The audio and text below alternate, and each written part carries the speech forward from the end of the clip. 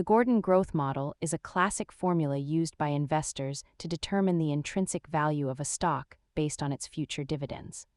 At its heart, this model is about valuation. It attempts to calculate a fair price for a share by looking at steady dividend payments. The model relies on a constant growth rate. If a company stops growing its dividend, the entire formula falls apart.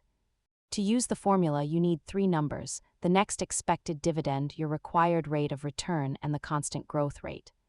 This model works best for mature, predictable companies.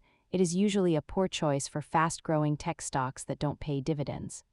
As you can see, even small changes in the growth rate can lead to massive differences in the calculated intrinsic value of the stock. Remember that no model can perfectly predict the future.